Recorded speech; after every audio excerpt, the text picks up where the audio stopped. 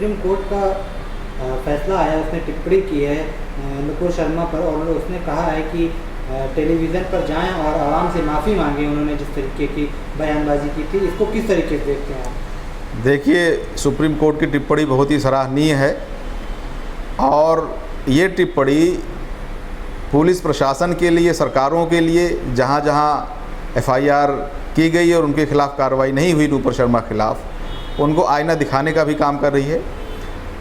ये डूब मरने वाली बात है पुलिस के लिए, मामूली सी बात थी, उनके खिलाफ एक्शन होना चाहिए था। वही पुलिस तमाम बेगुनाहों को उठाकर जेल में डाल देती है। लेकिन जब नुपुर शर्मा का मामला आता है, उनके खिलाफ कार्रवाई नहीं की, तो सुप्रीम ये जो 4 पिलर्स हैं, इन्हीं के ऊपर तो हमारी डेमोक्रेसी, हमारा लोकतंत्र इन्हीं के ऊपर खड़ा हुआ है। मीडिया इधर बिकी, किसी गोद में बैठी उसको गोदी मीडिया कहा जाने लगा, लोकतंत्र हिलने लगा। यही पुलिस जब दलितों का मामला आता है, मुसलमानों का मामला आता है, पिछड़ों का मामला आता है, तो तत्पर रहती है किस तरह से इनके खिलाफ कार्रवाई करें, किस तरह से इनको जेलों में डालें। लेकिन जब नुपुर शर्मा खिलाफ लोग ज्ञापन देते हैं तो उनको उठाकर जेलों में डाल दिया जाता है। सुप्रीम कोर्ट की टिप्पणी जो है, इनको आईना दिखाने का काम कर रही है। इनको शर्म से डूब के मर जाना चाहिए और फ़ौरन पुलिस से मैं मांग करता हूं कि इस एफआईआर पे जो तमाम मुल्क के कोने कोने में दी गई है उस पर कार्रवाई हो और नुपुर शर्मा को अरेस्ट करके जेल में डाला जाए, जैसे हम लोगों को डाला गया। हम तो सिर्फ ज्ञापन देने गए थे पार्लियामेंट स्ट्रीट और हमको उठाकर 3 दिन के लिए, 4 दिन के लिए जेल में डाल दिया गया। लेकिन नुपुर शर्मा के खिलाफ अभी तक कार्रवाई नहीं हुई। उनको अंदाज़ा नहीं है कि इसका नुकसान कितना हो सकता है। अभी देखिए, अगर इनके खिलाफ कार्रवाई हो गई होती तो उदयपुर वाला जो मामला है वो नहीं होता। दुनिया में जो हिंदुस्तान की बदनामी हुई है उसकी ज़िम्मेदार नुपुर शर्मा है। गल्फ़ के तमाम कंट्रीज़ में हिंदुस्तान के जो प्रोडक्ट्स थे उनको उठाकर फेंक दिया गया।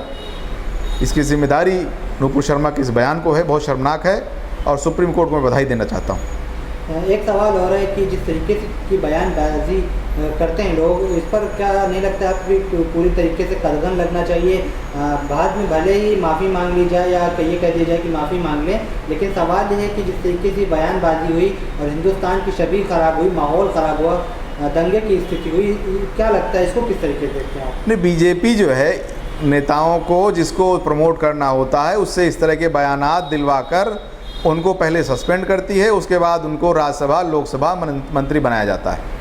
ये पहला वाक़या नहीं है जब इस तरह का कोई मामला हुआ है। और बाद में आप देखिएगा इसी नुपुर शर्मा को भाजपा महिमा मंडित करेगी, कोई अहम पद देगी, आज नहीं तो साल भर बाद, 6 महीने बाद, 2 साल बाद देगी। आप देखिए उत्तर प्रदेश में कृपा शंकर ने बहन मायावती जी के खिलाफ कितनी अभद्र टिप्पणी की थी। उसके बाद दुनिया को दिखाने के लिए उनको सस्पेंड कर दिया गया 6 साल के लिए।